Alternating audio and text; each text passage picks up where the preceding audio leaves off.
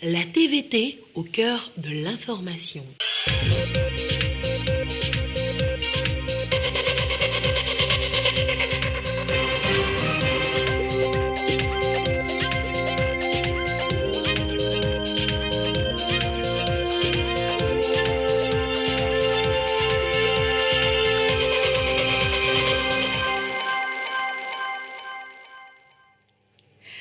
Mesdames, Messieurs, bonsoir.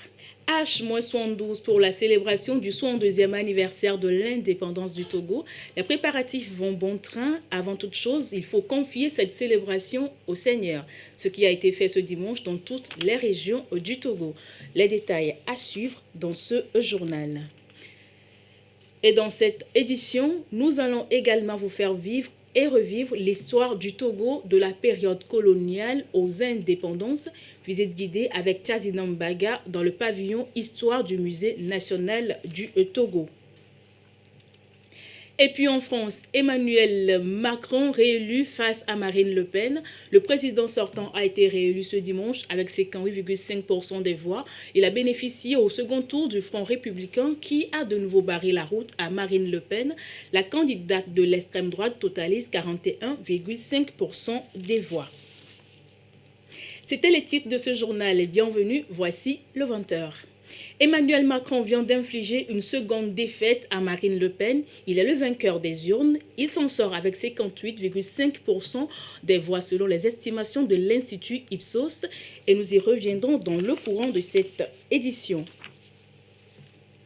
Retour en page nationale, le Togo célèbre le 27 avril prochain le 62e anniversaire de son indépendance.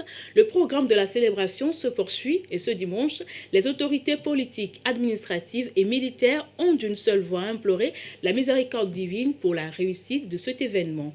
D'abord, cette messe célébrée à l'église catholique Notre-Dame de la Rédemption de Beklikame, messe en présence du Premier ministre Victoire Tomega Dogbe. Le compte rendu de Ulrich Amega.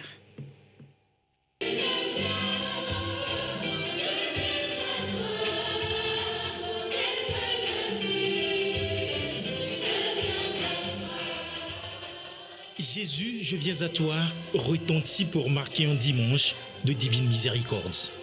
Une miséricorde implorée sur le Togo. Membres du gouvernement, autorités politiques, sécuritaires, religieuses et traditionnelles, tous en communion. À leur tête, le Premier ministre, chef du gouvernement, Victoire Tomega Dogbe. L'Église commémore les 62 ans de l'accession de la nation à la souveraineté internationale. C'est un dimanche où nous prions pareillement pour une bonne célébration, que dis-je, pour une bonne commémoration de l'indépendance de notre cher pays, le Togo. Ceci pour que le Dieu de miséricorde nous préserve du terrorisme et de l'extrémisme violent, qui nous accorde la paix et la cohérence sociale. Dans le texte de ce jour, à 3 reprises, la paix, la paix. Et vous pensez que cette paix ne serait pas accordée à tous les Togolais? Dites Amen. C'est le vœu partagé par tous, dans une communion d'esprit et union de prière, à 72 heures de la célébration de cette indépendance.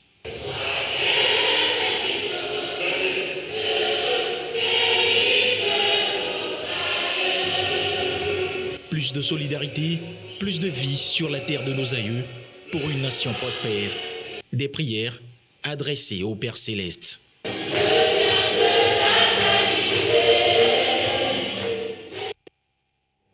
Les fidèles de l'Église évangélique presbytérienne se sont également unis pour implorer la paix sur la nation togolaise et confier cette célébration au Très-Haut.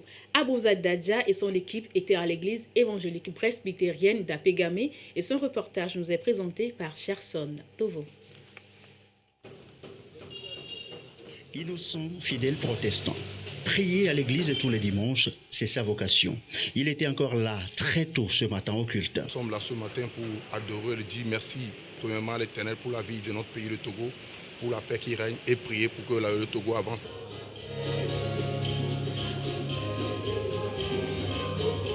Louanges, invocations, les fidèles élèvent encore leur voix ce matin pour la célébration du 62e anniversaire de l'indépendance du Togo.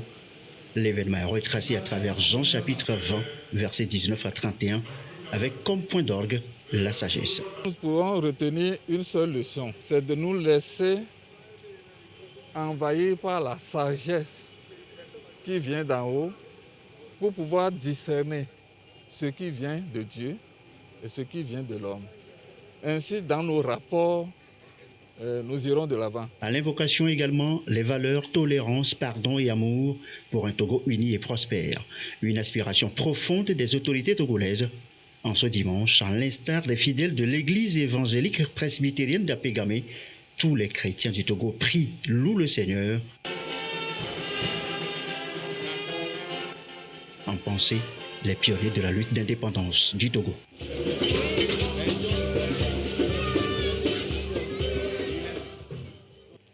Et c'est tout le Togo qui a imploré ce dimanche la grâce divine sur le pays. Les offices religieux se sont déroulés dans plusieurs autres localités du pays. On fait le point dans cet élément avec Sylvain Aboudou, Désiré Aloyer et Nestor Mouzo.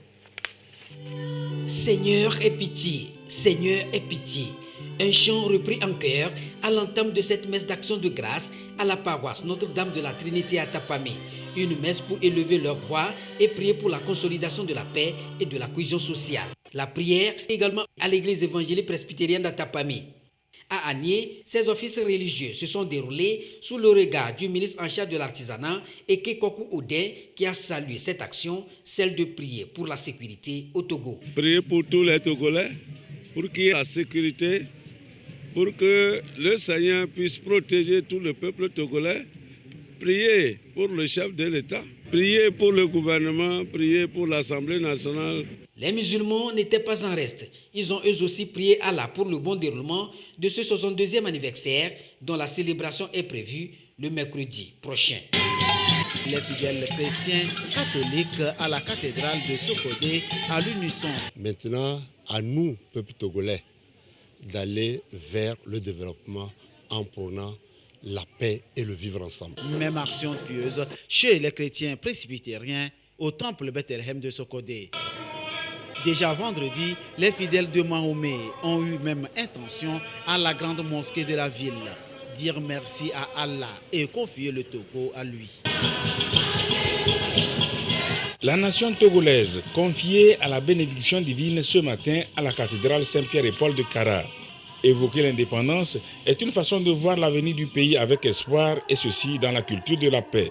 Le curé de la paroisse Saint-Pierre et Paul de Kara l'a souligné en ce dimanche de la miséricorde. Nous recherchons tous la paix.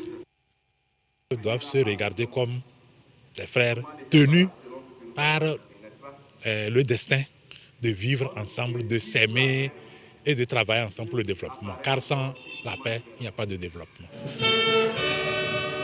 C'est aussi le message qui a résonné à ce culte à la paroisse de Karaville de l'église évangélique presbytérienne du Togo. En ce jour où nous commémorons l'indépendance de notre pays, qui est une paix que nous avons eue vis-à-vis des colons, il est important que, en tant que messager de Dieu, en tant que pasteur, nous puissions apporter ou inviter nos fidèles à cultiver cette paix et à la conserver. L'indépendance, un socle sur lequel doit se bâtir le Togo.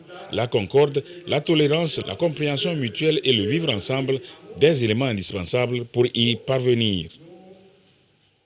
Et toujours dans la fièvre de cette célébration, vous suivrez dans cette édition un sujet qui revisite l'histoire du Togo de la période coloniale aux indépendances. Mais avant, cette formation en faveur des parlementaires, elle vient de s'achever. Des parlementaires du Bénin, du Niger, de la Côte d'Ivoire et du Togo en ont bénéficié. Ils peuvent désormais beaucoup plus améliorer le fonctionnement de leurs assemblées respectives. C'est la présidente de l'Assemblée nationale du Togo qui a clôturé les activités. Des précisions de Christine Peteki à Ludé. L'organisation, l'administration du travail parlementaire, une meilleure connaissance de la francophonie. Ce sont là des sujets qui ont retenu l'attention des fonctionnaires des parlements du Niger, du Bénin, de la Côte d'Ivoire et du Togo, réunis à Lomé pendant 4 jours. Ils ont été formés sur les bonnes pratiques pour être plus efficaces dans leurs différents services. Il y avait également le fonctionnement des commissions permanentes dans les assemblées.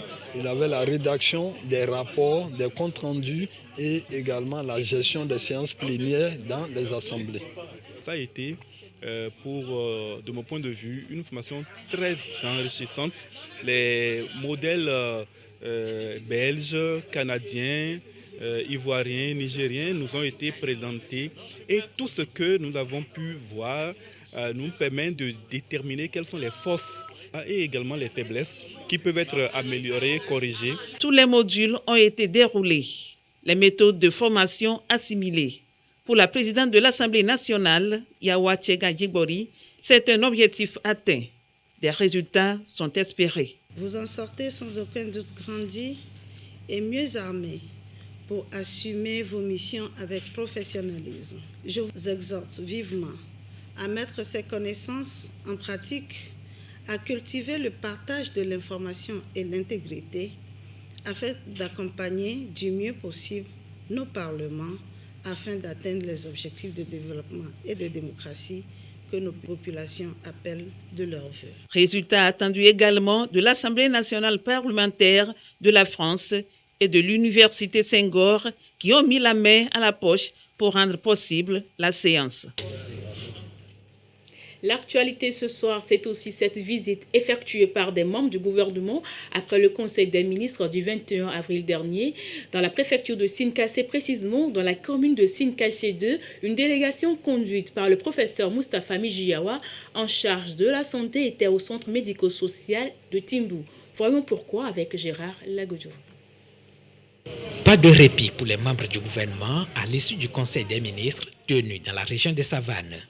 Après les travaux du séminaire gouvernemental à Sine-Kassé, plusieurs secteurs d'activité sont visités en groupe de ministres. Ici, au centre médico-social de Timbou, la délégation est conduite par le ministre en charge de la santé, le professeur Moustapha Mijiawa, venu constater le fonctionnement de cette structure sanitaire avec un accent particulier sur les soins de santé offerts à la population. Par rapport aux pathologies les plus fréquentes, il faut dire que ces pathologies sont un peu saisonnières. Et en première position, nous avons le paludisme. Et après tout, il y a les cas de maladies diarrhéiques. Tout ça, ça varie en fonction des saisons. Il y a également les pathologies pulmonaires, également surtout dans la période de poussière. Programme de zéro cataracte, vraiment ça a été vraiment une réussite. School Assure aussi, c'est un programme qui aide beaucoup notre population. Donc beaucoup d'enfants viennent et les soins sont pratiquement gratuits. Par rapport au programme Wezu, nous avons constaté que les femmes commencent par venir. Les accouchements à domicile, tout ça, là, ça a réduit. Et beaucoup de femmes apprécient cette initiative puisque ça réduit les coûts pour l'accouchement, le suivi de la grossesse. Et vraiment, nous félicitons le chef de l'État pour cette initiative. L'occasion également pour le personnel d'exposer les difficultés auxquelles le CMS Timbou est confronté en matière d'infrastructure et d'équipement. Nous sommes très fiers puisque nous avons eu quelques solutions. Le ministre nous a promis de nous réaliser une clôture et vraiment ça nous réjouit. Ils ont promis aussi de nous faire un don de lits et de matelas, médicalisés bien sûr. Et nous ne pouvons qu'être très fiers et saluer vraiment cette initiative du chef de l'État à travers ses ministres. Le personnel du centre a été encouragé au nom du chef de l'État pour ses efforts dans la mise en œuvre de la politique de santé pour tous au Togo. Il a été invité à poursuivre la sensibilisation des populations sur le respect des mesures barrières contre la Covid-19. La pandémie continue de faire des victimes.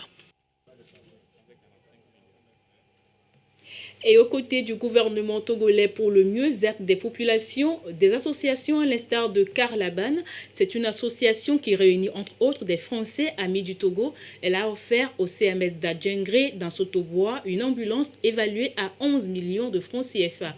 Le matériel roulant a été réceptionné. Des précisions de Désiré Aloye. Du matériel roulant pour appuyer le centre médico-social d'Adjengere dans Sotobois 2.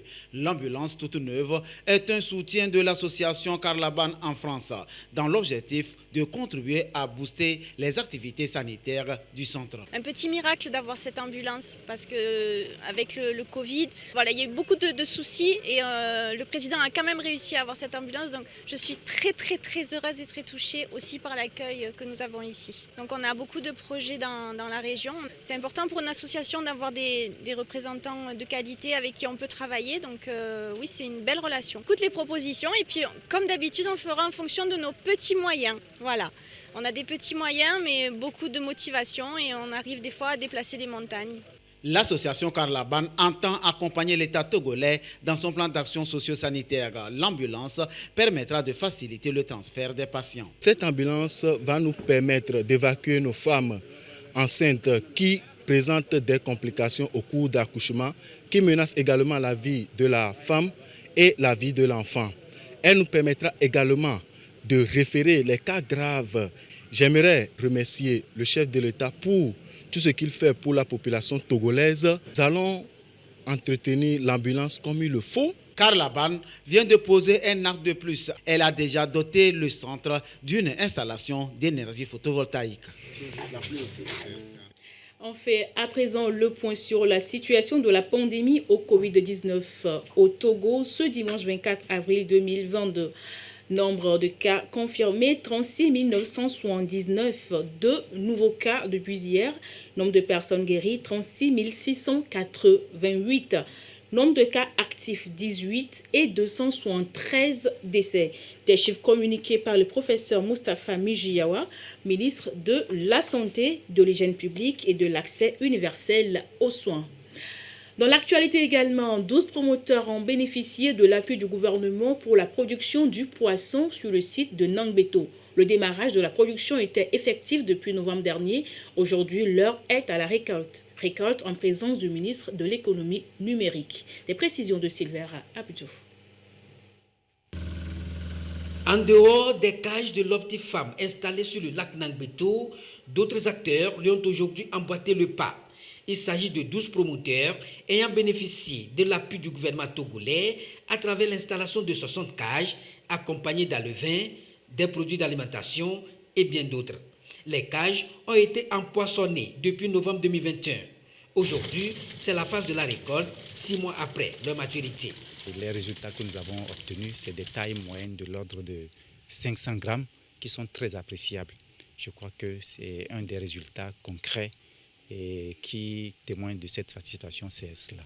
Les résultats sont donc encourageants, d'où ce déplacement du ministre de l'économie maritime pour constater lui-même les performances des promoteurs. Nous sommes très satisfaits des résultats obtenus par les promoteurs qui ont réalisé plus de 5 tonnes par cage empoisonnée.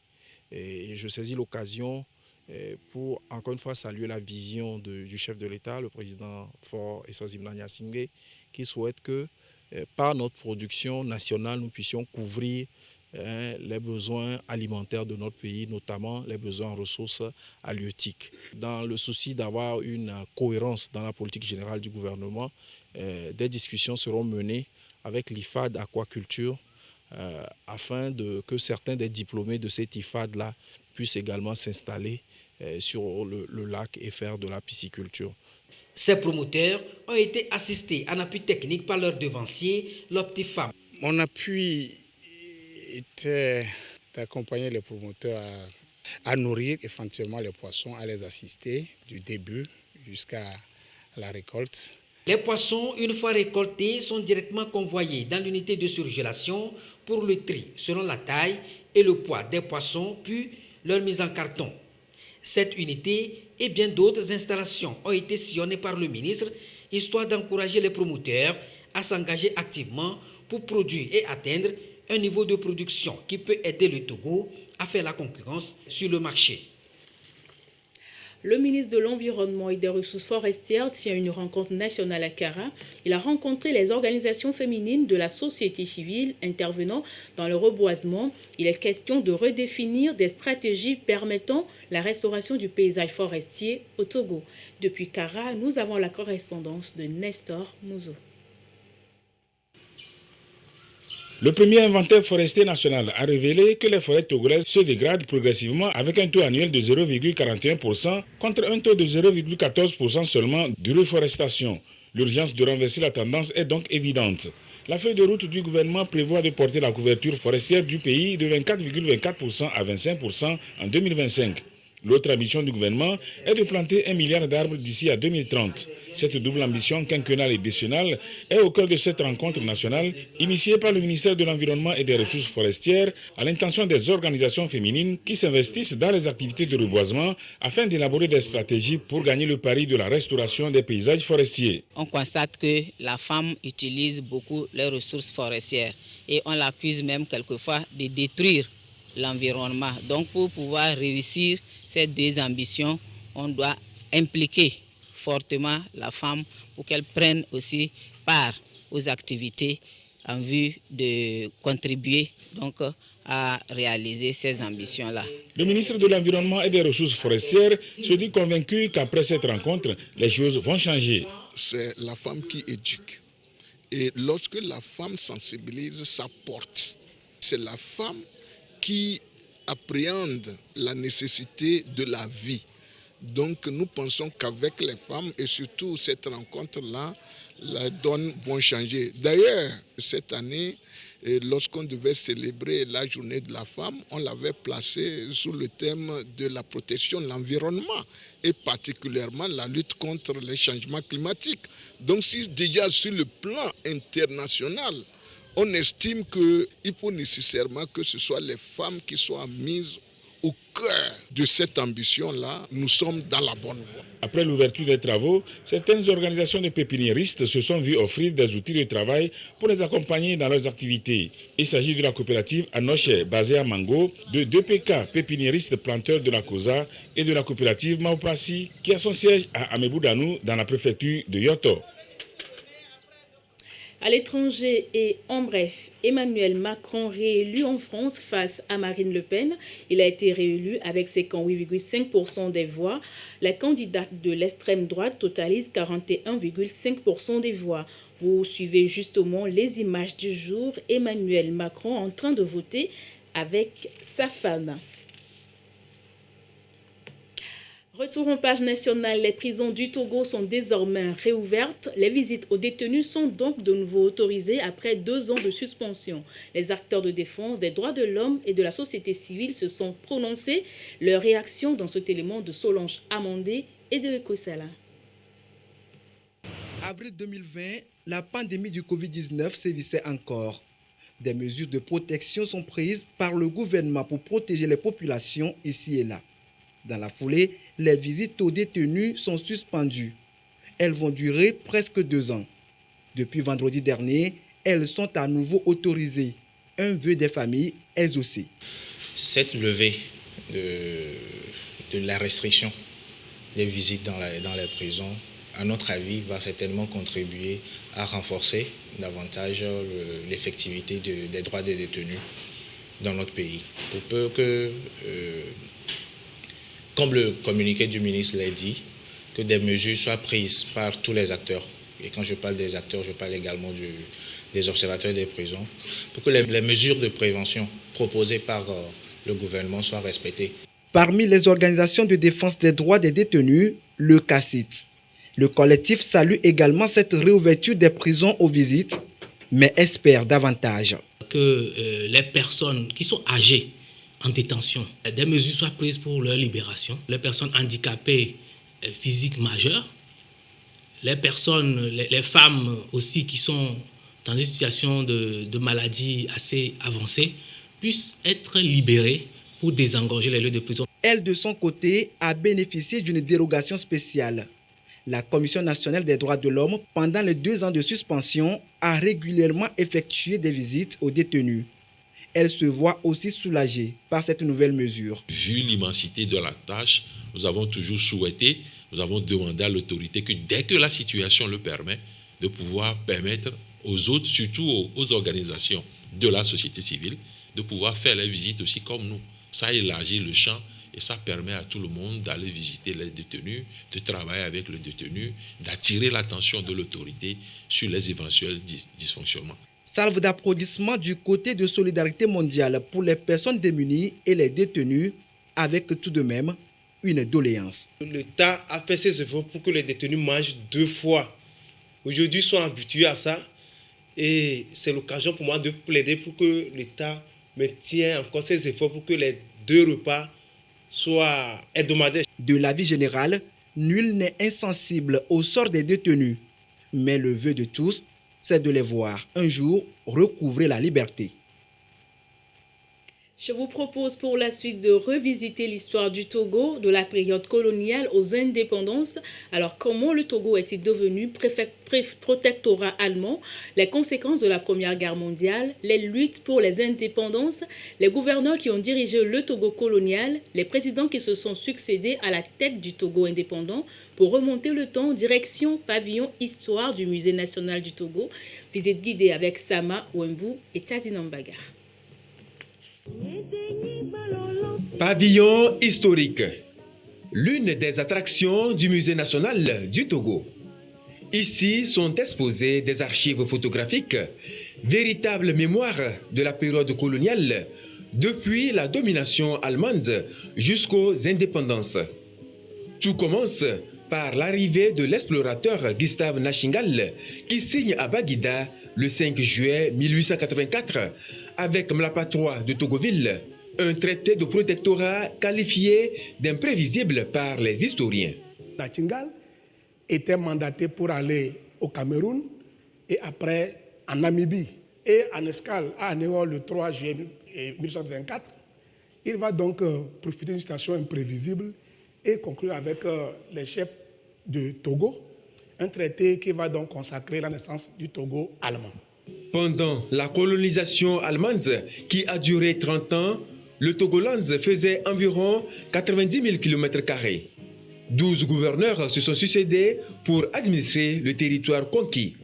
Parmi eux, Julius Graf von Zech s'est véritablement distingué par ses réalisations. C'est sous lui qu'on verra donc l'inauguration du Wharf de Lomé. C'est également sous lui qu'on verra les premières lignes ferroviaires construites qui permettaient donc de relier, n'est-ce pas, Lomé à Néro. Ensuite, il y aura également la ligne donc, de Lomé-Palimé et Lomé-Atakpamé, mais qui sera inaugurée après son départ. C'est également donc sous lui qu'on verrait la mise en place du téléphone sans fil, qui était donc à Kamina, à quelques mètres à l'est d'Atakpamé, qui permettait donc de relier Lomé à Berlin. C'était même encore la première fois dans l'histoire coloniale qu'une telle infrastructure a été mise en place. L'impérialisme allemand au Togo va prendre fin avec la Première Guerre mondiale. La guerre qui éclate en août 1914 au Togo, et il y avait donc le gouverneur par intérim von Döring. Il avait voulu une paix séparée avec donc, les Français anglais pour que le Togo ne s'implique pas dans la Première Guerre mondiale qui se déroulait en Europe. Mais les Français et Anglais ne vont pas accepter la proposition de Döring, et malheureusement pour le Togo, la guerre qui éclate en Europe se transporte au Togo et la première victoire alliée a été réalisée au Togo parce qu'en 3 semaines, les combats ont été pliés s'agissant donc de la colonie allemande du Togo. Le Togo sera alors divisé par 2 fois le 27 août 1914 et le 10 juillet 1919 entre la France et la Grande-Bretagne. Cette dernière va rattacher sa portion de 33 900 km² à la Gold Coast, l'actuel Ghana. C'est la partie française de 56 000 km² qui est l'actuel Togo dans sa forme et ses mensurations. Le tout premier gouverneur français fut Auguste François Bonnet-Carrère. Il va associer les Togolais à la gestion de la chose publique. Déjà, on parle du Conseil des notables. Et là, l'œuvre de Bonnet-Carrère a marqué beaucoup de Togolais parce que c'est le gouverneur sous lequel il y a eu des luttes politiques, du trône à Djigo et Lansona à Néro. La colonisation française au Togo va durer 38 ans et menée d'une main de fer par 5 gouverneurs. Cette période va connaître l'éveil patriotique marqué par les luttes pour l'indépendance du Togo. Il y a eu des luttes qui ont commencé en 1946, portées par 2 principaux courants. Le courant nationaliste, représenté par le CUT et la Juvento, et le courant progressiste, incarné par le PTP et l'UCPN. Alors, tous ces courants luttaient pour l'indépendance, mais l'approche idéologique n'était pas la même. Au soir du 21 1960, Ces nationalistes qui, donc, après l'élection de 1958, vont donc porter le Togo à l'indépendance. Et ainsi, la personne qui va donc porter cette lutte indépendantiste sera incarnée par la figure emblématique de Sylvanus Olympio, qui apparaît du coup comme le premier président du Togo indépendant.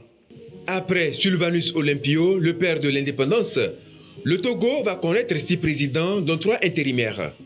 Parmi eux, feu président Nyazingbe Eyadema, considéré comme le père de la nation togolaise, et le président Nyazingbe Eswazamna, le père du Togo moderne, uni et prospère. Ainsi s'achève cette randonnée de l'information. Merci à vous de l'avoir suivi. La suite du programme de la célébration du 27 avril avec Joseph Amégan. À demain. Mardi 26 avril 2022, 18h, ranimation de la flamme de l'indépendance par son Excellence M. Faure Eswazamna Nyasingbe, président de la République. Seules les personnes suivantes y prendront part: des présidents des institutions de la République, des membres du gouvernement désignés, des membres du bureau de l'Assemblée nationale, des personnalités civiles invitées, du général chef d'état-major général des FAT, des chefs d'état-major des armées. Mercredi 27 avril 2022, à Lomé, 8h30, défilé militaire, présidé par son Excellence, M. Faure Eswazamna Nyasingbe, président de la République, à la place des Fêtes. Seules les personnes suivantes, détentrices de cartes d'invitation, y prendront part: des présidents des institutions de la République, du général chef d'état-major général des FAT, des membres du gouvernement, des personnalités civiles distinguées, des membres du corps diplomatique consulaire et des représentants d'organisations internationales, des députés à l'Assemblée nationale, des chefs d'état-major des armées et des officiers généraux, des officiers supérieurs des FAT, des directeurs généraux d'institutions et de sociétés, des directeurs de cabinets et secrétaires généraux, des membres d'institutions de la République, des préfets et des maires, des représentants des partis politiques, des autorités religieuses et traditionnelles. La mise en place doit être terminée à 7h30. Dans les chefs-lieux de région, 7h, défilé militaire par des éléments des forces de défense et de sécurité présents. Seules les personnes suivantes y prendront part: des préfets, des députés à l'Assemblée nationale présents, des maires, des conseillers municipaux, des responsables administratifs, des responsables des partis politiques, des chefs de canton, des responsables religieux. Fait à Lomé, le ministre d'État, Payadowa Boupessi.